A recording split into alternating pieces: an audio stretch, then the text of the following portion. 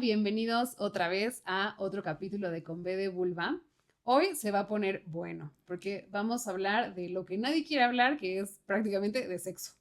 Y pues ya saben un poco mi formación, pero hoy por primera vez estoy sentada con alguien que se dedica a algo muy parecido a lo mío.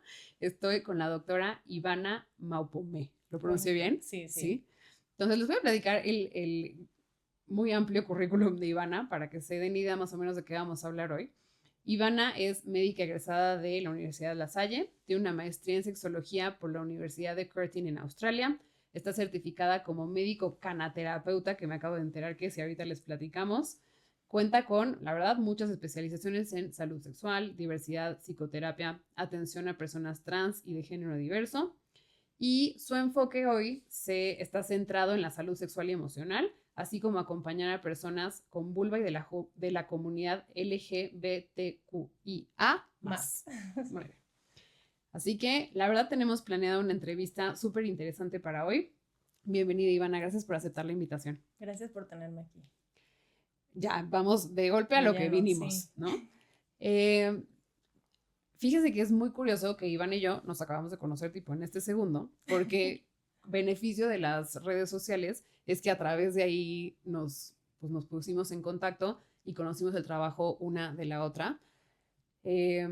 Algo que a lo mejor ustedes ya saben, pero bueno, yo soy ginecóloga obstetra y tengo 2 posgrados en sexología, pero la verdad es que yo en la consulta de ginecología, aunque a veces intento preguntar de forma intencionada sobre la vida sexual de las pacientes, les trato de dar orientación, el tiempo no me da para como ahondar tanto, ¿no? Entonces creo que es muy importante trabajar en equipo con alguien que realmente puede dedicar mucho más tiempo a todas estas cosas. Y fíjate, Ivana, que te debe pasar a lo mejor con tus pacientes, pero yo lo que veo mucho en las mujeres, la verdad es que en porcentaje la mayoría de mis pacientes están en una relación heterosexual. Sí tengo algunas que están en relaciones del mismo sexo, pero lo que más veo es que en sus relaciones sexuales los hombres tienen orgasmos y ellas no cuando tienen un encuentro en pareja, ¿no? Digo, como bien Claro. dice la estadística, pero entonces yo les pregunto, ¿solo a través de la masturbación puedes tener un orgasmo? Sí, y en pareja, no. Entonces, a ver, platícame tú que eres experta en esto, ¿esta como brecha de orgasmo es algo físico, es algo social, es cultural? ¿Qué ves Mira, tú? justo, o sea, la gran mayoría de mi consulta, más o menos el 53% es este caso. Ok. Mujeres en pareja Ujú, que sí llegan en la masturbación, pero no con sus parejas hombres, casi ujú, siempre.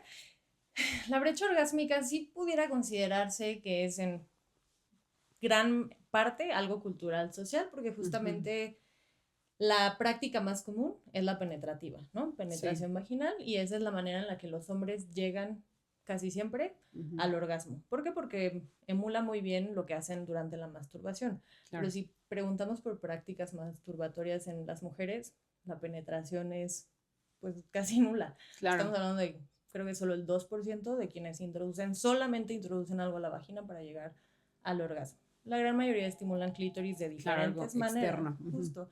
Estimulan externamente, cosa que en la penetración algunas posiciones pueden ujú, ayudar, pero la gran mayoría pues no estimulan directamente o indirectamente el clítoris. claro. Entonces se sienten muy frustradas porque creen que deberían de llegar al orgasmo Ujú. así, cuando realmente no van a llegar.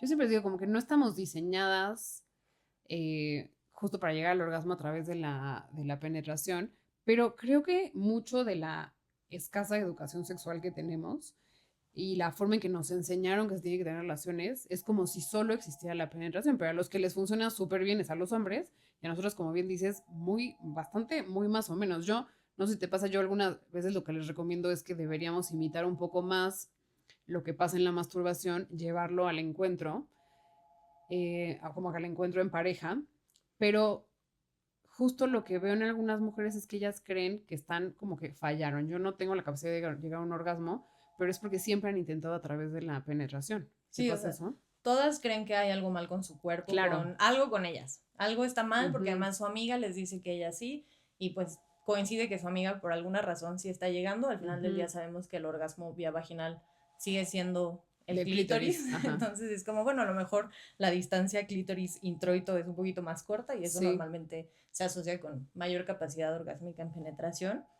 cosas que justamente es difícil a veces en la consulta, ¿no? Como reformular el cómo viven su sexualidad, porque para ellas es como el juego previo, que es ahí un poquito a veces de, claro, esta estimulación externa, pero la gran mayoría recae en la penetración y aunado a esto su pareja que también cree que esa es la manera que tienen que llegar, ¿no? Y como reforzando un poco esta parte de no estás llegando, hay un problema contigo. Claro. Y muchas veces justo mi ex llegaba, digo, ahí habría que ver si sí llegaba o fingía, ¿no? Porque justo es una probabilidad un poco baja, a menos que haya habido ya un orgasmo previo por estimulación de clítoris vía externa. Claro. Normalmente se puede facilitar vía vaginal, pero sí, no es que haya algo mal con su cuerpo o con ellas.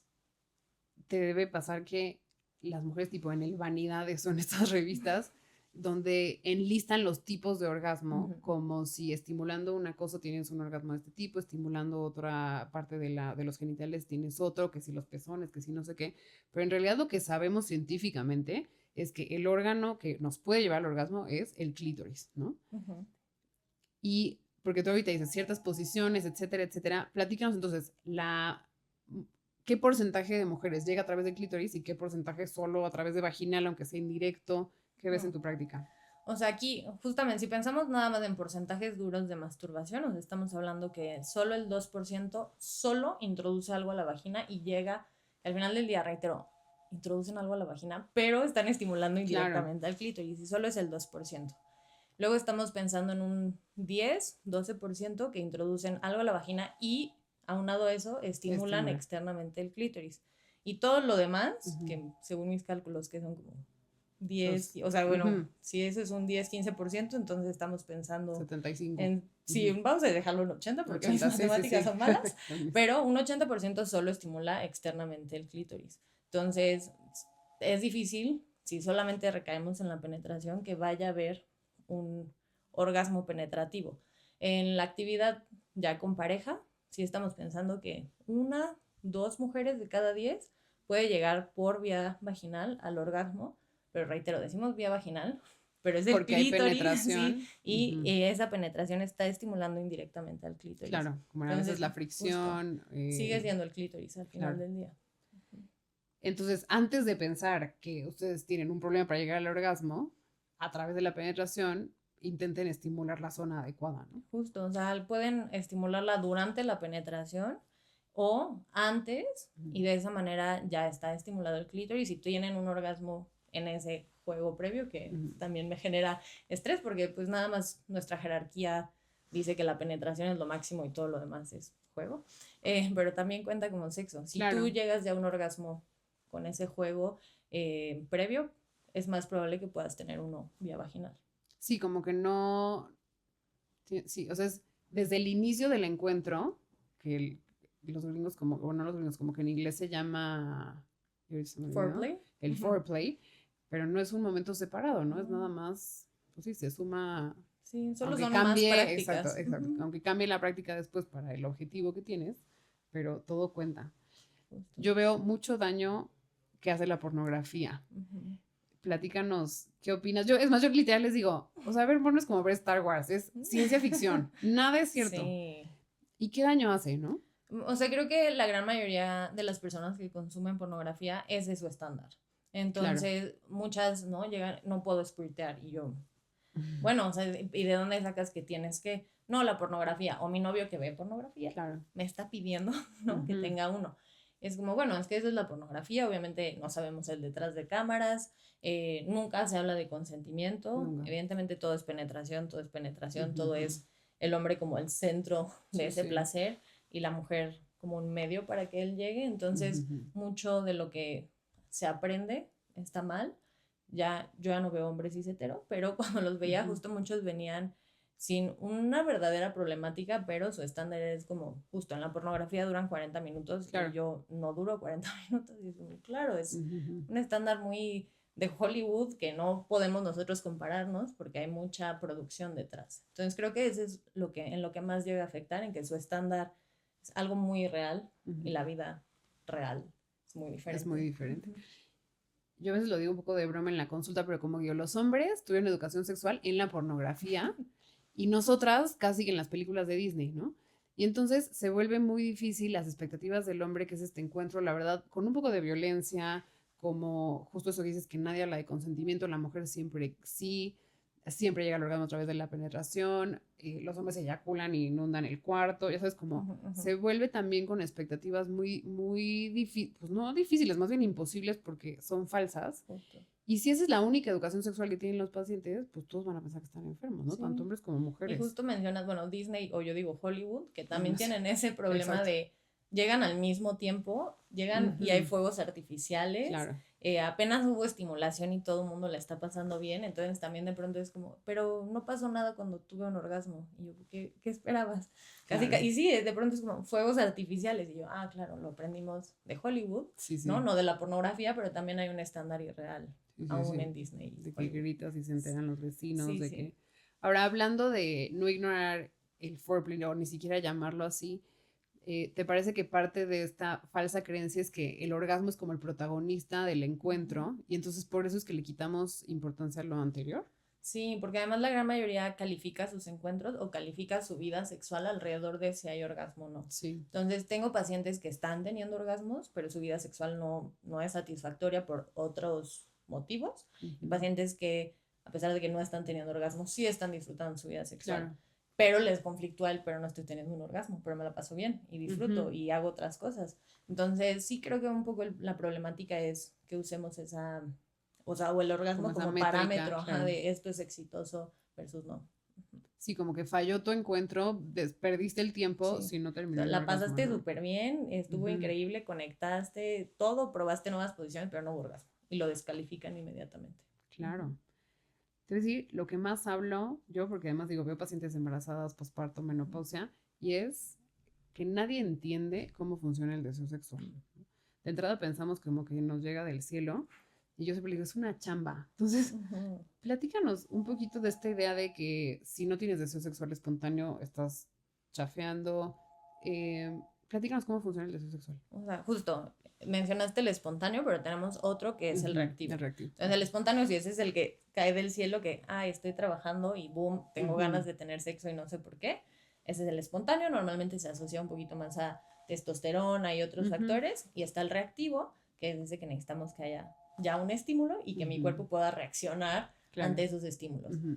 El reactivo considero yo que es todo un espectro, porque hay personas que justo, más que un espectro, tiene tintes, ¿no? Hay gente que responde no al contacto físico sexual, sino como, claro, en una buena cena, la plática, estamos coqueteando, etcétera, y eso genera cierta tensión y aumenta el deseo reactivo. También hay gente que necesita ya estar desnuda, ¿no? Para que su cuerpo, sea físico. Claro, que ya esté respondiendo un poquito más. Pero aunado a eso, creo que nadie nos habla de la motivación, que también impacta el deseo, ¿no? O sea, el deseo, claro, son las ganas. Yo siempre uso comida como ejemplos, entonces muchas veces les digo a mis pacientes, puedes tener muchas ganas ahorita de comerte un pastel, pero si está lloviendo y tu coche no está sirviendo, sí tengo muchas ganas de ir por un pastel, pero pues ahorita no se puede, no voy a ir. Versus, híjole, el día está precioso, ya me habló mi amiga, voy a ir también con ella por el pastel, vamos a echar chisme. Entonces voy como sea, pido el Uber y llego, ¿no? Entonces creo que también hay factores, además del deseo, que son los motivadores de ir y actuar ante ese deseo, que poco se habla. Y, por ejemplo, el antecedente de haber tenido una mala experiencia, a lo mejor pacientes que tienen un historial de encuentros sin consentimiento o que siempre han tenido dolor, de repente se sorprenden, ¿no? De que no tienen deseo, pero pues... Claro, o sea, ahí siempre les trato de explicar también como el cerebro trata de protegerla siempre, ¿no? Y si sus primeras experiencias fueron no consensuadas o dolorosas, o justo ha habido críticas a su cuerpo durante los encuentros, pues el cerebro va por medio del deseo a tratar de protegerlas, entonces ve, si yo tengo encuentros sexuales, hay un riesgo, pero lo que va a hacer es bajar ese deseo sexual como respuesta. Entonces sí es común encontrar un bajo deseo como respuesta ante ciertas situaciones. Sí, como experiencias no tan padres en el pasado. Y también creo que a veces hay que explicarles que no necesitas a fuerza tener deseo para empezar un encuentro, ¿no? Porque justo a veces no tenemos el deseo sexual espontáneo y entonces, pues si nunca tengo deseo, nunca inicio o nunca tengo estos encuentros. Pero tu recomendación, por ejemplo, en estos pacientes es veo sexólogos que recomiendan agendar, ¿no? Entonces, todos los miércoles a las 6 de la tarde. Y otros que recomiendan, espérate, tener sexo sexual espontáneo, entonces nunca pasa. En estos pacientes que contigo vienen por bajo deseo, ¿qué les recomiendas? Bueno, siempre, como debe de ser la medicina, individualizada a cada paciente. 100%. Sí, la técnica de agendar es algo que me gusta porque a algunas les funciona. A lo mejor no siempre de que todos los miércoles a las 6, porque de pronto sí se vuelve rutinario, pero buscar momentos de justo acomodar agendas y entonces esta semana va a ser el viernes, pero en 2 semanas va a ser el miércoles, etcétera. Sí llega a funcionar, no a todo mundo le funciona la técnica. Creo que lo primero es identificar tu tipo de deseo y a qué reaccionan, claro, ¿no? Porque muchas ni tienen identificado si es ya los besos, si es ver a la otra persona desnuda, si es justo tomarme una copita mientras echamos claro, una buena plática. Entonces, primero que nada es identificar bien tu deseo y qué factores pueden encenderlo un poquito más. Revisar motivadores también, creo que es algo importante. Claro. Y sobre eso ir trabajando diferentes técnicas. La de agendar es una, y si no, ir acomodándonos a lo que vaya necesitando la paciente. Yo veo mucha disminución del deseo en el posparto, ¿no? Lo veo comúnmente. Y a veces lo que yo les digo es que ok, punto que dijimos todos los miércoles. Y luego este miércoles tu hijo tuvo fiebre, tuviste una reunión eterna en el trabajo y tengo que llegar a tener relaciones, me muero. Pero a lo mejor también a veces lo que extrañamos es pues el tiempo en pareja, tener una plática rica juntos.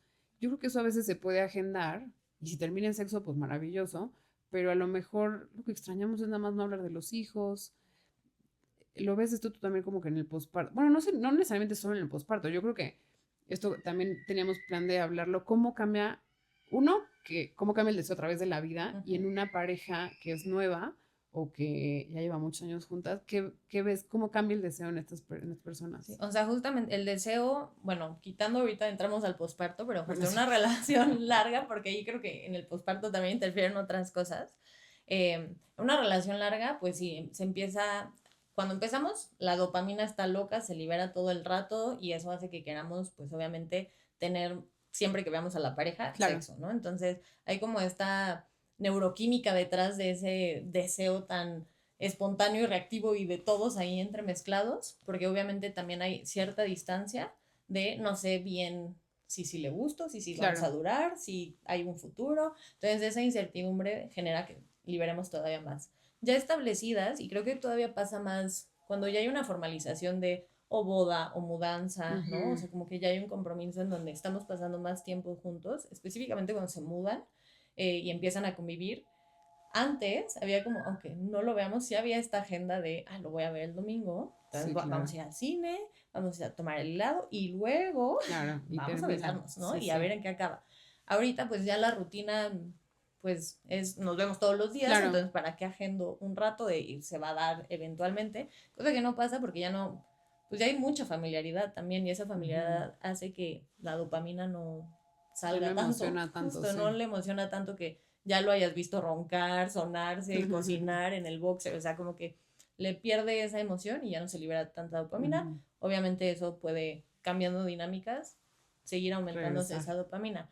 En el posparto creo que pasan varias cosas. Bueno, uno, está secretando, bueno, si es la lactancia y todo esto, la prolactina interfiere un poquito en tema hormonal, pero también como que el nuevo rol, de pronto creo que nadie nos enseña que la mamá puede ser sexual, ¿no? Entonces de pronto es como, claro, me absorbe por completo el cuidar a un ser humano y de pronto las otras responsabilidades que tengo, ¿no? Si también trabajo, pero si también tengo un perro, pero también no estoy durmiendo y hay que cocinar, bla, bla, bla, absorbe mucho y pues la energía va a tener que priorizar, ¿no? Hacia dónde dirigirse y lo sexual normalmente queda en último, pero también el nuevo rol de pronto choca con el sexualizar, ¿no? O sea, o como ser un ser sexual mientras también materno y de pronto la pareja se encuentra en esta disyuntiva de, bueno, mi pareja está maternando y ahora yo como pareja como la acompaño, pero no la quiero forzar, pero quiero que se sienta deseada, pero es mamá, o sea, como que hay de pronto este choque también. No, gran choque. Y justo hablando de todas estas situaciones, ¿cómo afecta el estrés, no solo en el posparto, sino como en el deseo, en toda la vida, cómo afecta el estrés a nuestra vida sexual? Híjole, afecta mucho porque hace que vivamos en alerta constante. Yo creo que sí es un factor de riesgo vivir, por ejemplo, en la Ciudad de México. O sea, el estrés no solo de tu trabajo, pero del tráfico, pero de la contaminación, todo esto hace que tu sistema nervioso central esté listo Súper para alerta, atacar. sí. Ajá, o sea, como que no logra entender que no te vas a morir porque no discierne que es un estrés diferente, pero sí está muy alerta y obviamente quiero llegar y mi pareja quiere tener sexo, mi cerebro va a decir, ¿para qué? O sea, ahorita tenemos que atacar o algo va a Claro. pasar, ¿no? Entonces sí afecta muchísimo la respuesta. Normalmente nuestro cerebro tiende a como irse más fácilmente a pensar en, no, cerré la puerta, el pollo, el gas, el pendiente del trabajo, pero si el perro no lo saqué, como que tiende a más fácilmente poder distraerse y obviamente eso interfiere con todo. No, definitivo. Eh, Hay como justo, digo, ahorita ya lo explicaste un poco sobre la dopamina, pero ¿por qué, o más bien, qué errores ves en parejas que dicen, es que yo tengo una relación muy linda con mi esposo y llevamos 25 años juntos, pero es como que ya no tengo ganas? Yo siempre les digo, 100 mujeres que se sientan ahí, si a 100 les ofrezco 20 minutos de dormir más o 20 minutos de tener relaciones, el 100% escoge dormir más. Pero hay una cosa, no es que ya no quieran al esposo, pero muchas me dicen, yo podría sobrevivir sin sexo. ¿Qué pasa en estas parejas tan largas que de plano pueden quitarlo de la mesa? Y creo que justo es algo multifactorial, porque para muchas justo es algo que a lo mejor no disfrutan al 100 porque justo su práctica recae en la penetración, no Claro. llegan siempre al orgasmo, a lo mejor les duele, ¿no? O sea, como que hay muchos factores a considerar. La gran mayoría cuando me topo justo de que pues yo podría no tener sexo, que a lo mejor ni llevan 25 años, ¿no? Y Sí, que a lo sí. mejor todavía están súper jóvenes, ya que hago ciertas preguntas, casi todas es justo es algo que no disfrutan realmente Mm, porque pues no, es más bien para él esa práctica, ¿no? O claro, sea, normalmente es como para la otra persona, no se sienten cómodas hablando de justo claro, no hay intentar nuevas comunicación. cosas, no hay comunicación, entonces, aunado a que obviamente ya hay mucha familiaridad en esa Ujú. relación, la dopamina evidentemente no está siendo liberada como antes, pero creo que sí es cuestión de ir preguntando si realmente disfrutan esos encuentros o no, y de ahí empezar a generar como alguna estrategia en donde puedan ir poquito a poco, ir generando, ¿no? O sea, un poquito más de deseo y que también disfruten más esa vida sexual, porque Claro. si tú no le das una recompensa y si nada más es, hasta que él acabe y aunque yo no Claro. tenga ningún orgasmo, no le van a ver el No, como que nada chiste. más de, no, pues tengo relaciones porque toca, ¿no? O Sí, sí, porque, sí. porque se va a ir con otra, o Sí, porque, porque pero nunca por si no somos ellas. roomies, si no Ajá. ya no somos nada. Bueno. Muchas vienen pidiéndome hace como el suplemento Mm. mágico que aumenta el deseo sexual. ¿Qué opinas de todo este boom de quererles resolver el deseo a través de pues, cosas que no tienen tanta evidencia? Pero siento que pasa igual en todo el área médica y de salud, que es como, dame una pastilla y que me Claro, resuelva, en lugar de a lo en mejor vez de hacer chambear. actividad, Claro. ¿no? Física, en lugar de Ujú. comer más saludable, o sea, quieren todo en una pastilla. Creo que es muy cultural o muy Mm. generacional el resuélvemelo, aunque me lo tome una vez al día, mejor, o si me lo Ujú. inyecto y es una vez al mes, mejor. Entonces creo que viene mucho de esta, no sé, prisa que Sí. tienen de resolverlo y que yo no haga nada. Ujú. Entonces, supongo que pueden, así como me duele la cabeza, me tomo un paracetamol y nunca averigüé si fue contractura Claro, falta de cervical o sueño, qué. deshidratación. Ajá, y si Ujú. no he tomado agua, pero me lo quito. Siento que puede funcionar temporalmente, pero a la larga, o sea, sí hay que resolver el problema, ¿no? O sea, al Claro. final del día, por algo está pasando, seguramente son los malos hábitos que muchas personas tienen, que no hacen actividad física, que Ujú. también ayuda a la función sexual, malos hábitos alimenticios, Claro. ¿no? Entonces creo que viene más de algo que hoy en día en general la sociedad quiere y Todo exige como rápido. todo rápido y sin esfuerzo. Y en una pareja, para ti, ¿qué crees que importa más? ¿La frecuencia de encuentros sexuales o que esos encuentros, pocos o muchos, sean como de calidad? Para mí, la Ujú. calidad, Claro, pero creo que en general me topo más con mis pacientes, es que necesito más frecuencia. Y yo, ok, pero ¿para qué queremos más claro. frecuencia, no? Para muchas ni siquiera están disfrutando los muchos o pocos encuentros que tienen y Ujú. exigir todavía más no las va a motivar. Entonces Claro. creo que enfocarse principalmente en que esos encuentros sean de calidad, Ujú. normalmente hace que quieras más. Claro. Entonces va a ser mucho más fácil que si aumentamos calidad, aumente como efecto dominó esa frecuencia. Claro, porque si de por sí no la estás pasando bien, te mueres de flojera de un encuentro y tu pareja quiere tres. Y además, como que si la gente googlea cuántos encuentros, ya sabes, necesito tener, y no sé quién sacó el número mágico de que 3 por semana o como que vas en picada hacia el divorcio, pero no es lo mismo 3 encuentros maravillosos que 3 chafas donde tienes que terminar fingiendo un orgasmo, donde te aguantas el dolor, estás irritada, donde... Entonces, definitivamente, ¿tú crees que la sexualidad tiene que guiarse en números o este número mínimo de encuentros o de plano esta pareja no va a funcionar o de plano no hablamos de eso? O sea, mira, justo, o sea, sí hay criterios para muchas cosas, ¿no? O sea, hasta pensando en eyaculación prematura, Claro. o sea, hay muchos criterios.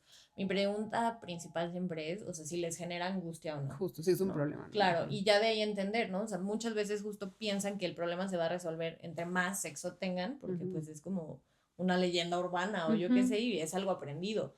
Alguien me dijo que, claro, si son menos de 3, ya mejor Adiós. me busco a alguien más, ¿no? Claro. Y es entender por qué quieren eso o tienen esa necesidad y tratar de resolverles, ¿no? Justo, si aumentas que esos encuentros tengas mucho más placer, logres a lo mejor un poquito más, con mayor frecuencia ese orgasmo, vas a querer tener más. Claro. ¿no? A lo mejor no vas a querer 100, pero sí a lo mejor te puedes acercar a un número con el que te sientas más cómoda, pero siempre tratando de resolver la raíz. 100%. Veo en las parejas, en las pacientes que tengo que tienen parejas del mismo sexo, no veo tanta esa brecha orgásmica, ¿no? Porque pues esto sí está bien descrito que parejas de 2 mujeres pueden tener mucho más frecuencia de orgasmos que las parejas heterosexuales. ¿Qué pueden aprender las parejas heterosexuales de las parejas del mismo sexo? Okay. Solo quiero complementar ahí porque justo, o sea, los hombres cis heterosexuales son los que más orgasmos tienen, o sea, creo que si no quiero citar mal, pero es como un 96, 97. Luego siguen los hombres bisexuales, ¿no? Y luego siguen las mujeres lesbianas con 85%. Si no, eso sí estoy casi segura. Sabes que como yo no veo hombres, tienes razón, yo pues, como aquí solo entran mujeres, esa es la estadística. Pero aún así, o sea, como que lo digo muy en serio porque al final del día los hombres siguen ganándole a las mujeres lesbianas a pesar de que tienen muchas herramientas y a pesar de que conocen el cuerpo femenino. Entonces sí tiene que ver normalmente con esa imposibilidad o culturalmente nos dijeron que era algo malo nuestra sexualidad, ¿no? ¿Qué pueden aprender? ¿Qué pudieran aprender? ¿Qué les pueden imitar? Creo que en general de lo que se ha estudiado en la comunidad LGBTQIA+, incluidas las lesbianas, la comunicación. O sea, la gran mayoría justamente pregunta, nunca asume. Pregunta si pueden, si quieren, qué les gusta, qué no les gusta. Marcan muy bien los límites de, oye, a mí no me gusta que me toques aquí, o quiero que me toques más esto aquí. Sí funciona. Entonces creo que de las cosas más importantes es la comunicación, porque sí los hombres cis heterosexuales asumen todo, o sea, desde el consentimiento, de verdad, hasta justamente le va a gustar. O a mi ex le gustaba esto, entonces seguro a ella también. No preguntan, obviamente genera mucha incomodidad. Algunas mujeres no se sienten capaces de comunicar que eso no es algo que quieren, entonces creo que ahí viene mucha de esta falla orgásmica, ¿no? En parejas heterosexuales.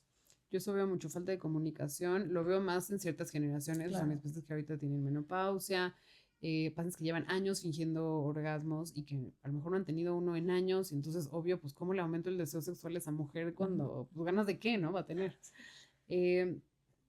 Creo que mucho se aterriza en educación sexual, ¿no? Y estamos en pañales.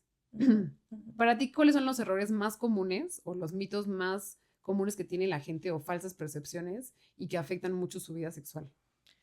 Uno justo, que el deseo es así como que, uy, me va a llegar en cuando menos lo espere, o que si yo amo a esta persona, solito nace ese deseo.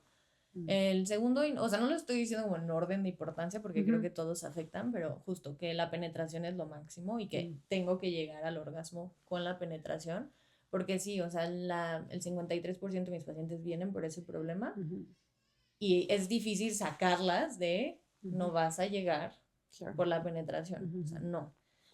Vamos a hacer técnicas para que tengas mayor probabilidad, pero no estamos diseñadas, o sea, para no, eso, no es la práctica con la que vas a llegar.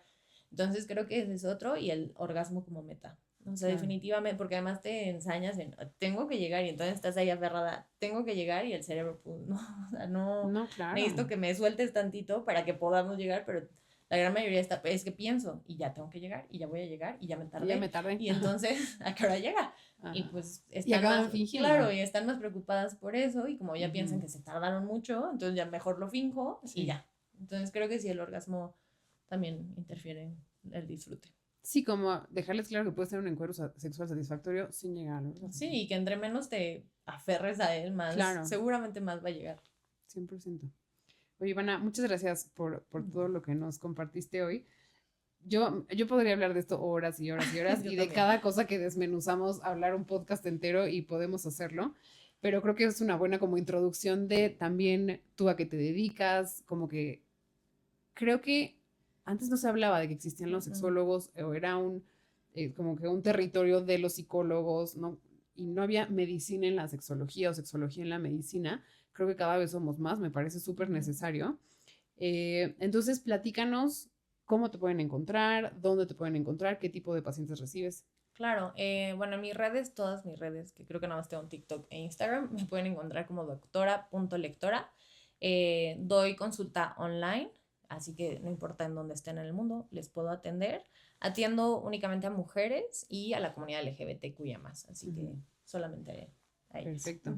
Cuando salga el capítulo vamos a poner ahí tu Instagram para que en colaboración todos puedan llegar a tu página. Me encanta. Y nuevamente, gracias por aceptar la invitación. Espero que les haya funcionado. Espero que hayan encontrado motivos para pedir más información y que si algo de lo que hoy platicamos les queda el saco, traten de solucionarlo porque yo creo que la vida sexual solo puede mejorar y a veces lo que nos falta es educación, información, entender cómo funcionamos en vez de guiarnos en lo que dice Google o Instagram, ¿no? Sí. Entonces, pues muchas gracias por escucharnos, gracias por estar nuevamente aquí en Con B de Vulva. Acuérdense que es muy importante para este proyecto suscribirse tanto a Spotify como a YouTube.